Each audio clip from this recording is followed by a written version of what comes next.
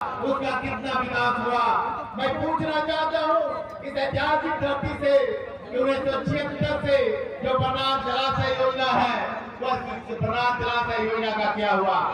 आज अगर उस बरनार जलाशय का निर्माण हुआ होता तो यहाँ के किसानों को 56,000 एकड़ जमीन सिंचित होता, किसानों के चेहरे पर खुशहाली आती और यहाँ पर हरा भरा होता। आज हम देख रहे हैं, यहाँ पर हम देख रहे हैं कि लगभग 4 लाख बीड़ी मजदूर है। आज बीड़ी मजदूरों की स्थिति क्या है, उनके अस्पताल हेलाजोर के अस्पताल की स्थितियां क्या है। मैं कहना चाहूंगा यहाँ की समस्या के लिए जो बिहारी पक्ष का नारा देते हैं, तो दूसरे तरफ इसके मंत्री कहते हैं कि चकाई को चंडीगढ़ बनाएंगे। मैं पूछना चाहता हूँ, बरनार जलाशय तो बना नहीं पाए और चकाई को चंडीगढ़ बनाने का सपना दिखाते हैं। आप 400 पार की सपना दिखाते हैं। मैं कह देना चाहता हूं कि संपूर्ण बिहार में 4 सीट का लाला पड़ जाएगा। आने वाले चुनाव इस बात की गारंटी करेगी।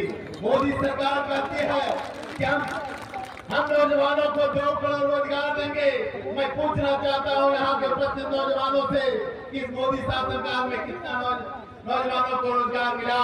लेकिन भारत सरकार की आंकड़ा बताता है कि हिंदुस्तान में सबसे ज्यादा बेरोजगारी अगर आया है तो ये मोदी सरकार में आया है। इसलिए नौजवान जब अपने वोट को देने के लिए आप जाएंगे, जब महिलाएं अपना वोट देने के लिए जाएंगे, इस बात का ध्यान रखेंगे कि आज बीड़ी मजदूरों की क्या स्थिति है, आज नौजवानों की क्या स्थिति है। हर दिन पेपर लीक की घटनाएं सामने आता है।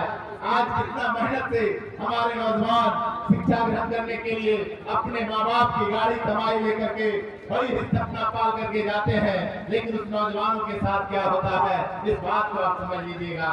साथियों, मैं एक बात कहने के लिए आया हूँ, ये चुनाव बार बार इस बात को उजागर देता है कि ये चुनाव आने वाले चुनाव की गारंटी करेगी। अगर मोदी सरकार इस बात की गारंटी कर रही है कि हम 400 पार जाएंगे, किसी मोदी सरकार के सांसद कहते हैं अगर 400 पार जाएंगे तो हिंदुस्तान का संविधान बदल देंगे। मैं कहना चाहता हूं कि ये एनडीए गठबंधन की सोच और इंडिया गठबंधन की जो सोच है, ये दोनों ही सोच में एक अंतर है।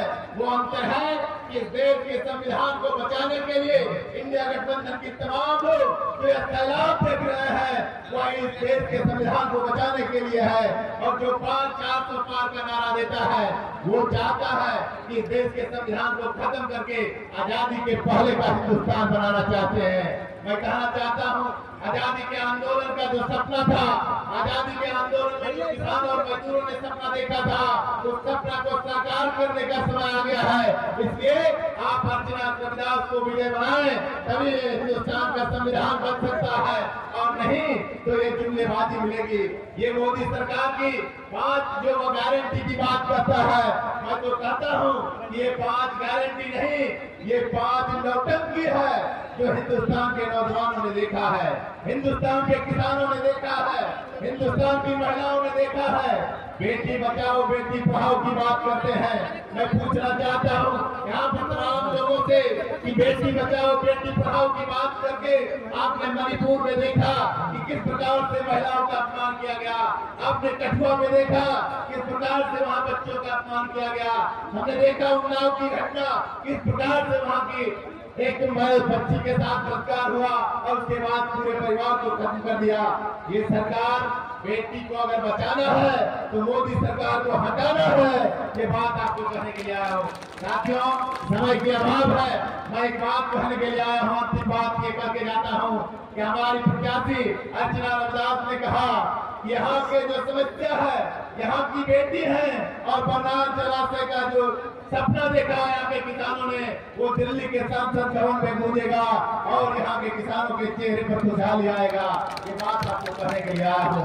ये जो सपना देखा है यहाँ के नौजवानों को, यहाँ के नौजवानों को सपना दिखाने के लिए हमने देखा कि 17 साल भर से 17 महीना में जो यहाँ के तेजस्वी यादव ने 5 महीने में के अंदर 5 लाख लोगों को, नौजवानों को रोजगार देकर वर्ल्ड गिनीज बुक में इतिहास दर्ज किया है। ये हिंदुस्तान है और हिंदुस्तान कभी नफरत बर्दाश्त नहीं करता है। आप हिंदू मुसलमान करेंगे, हम कहेंगे कि संविधान जय हो। आप मंदिर मस्जिद की बात करेंगे, हम किसानों के, मजदूरों के, छात्रों के, नौजवानों के रोजगार की सवाल के लिए लड़ेंगे।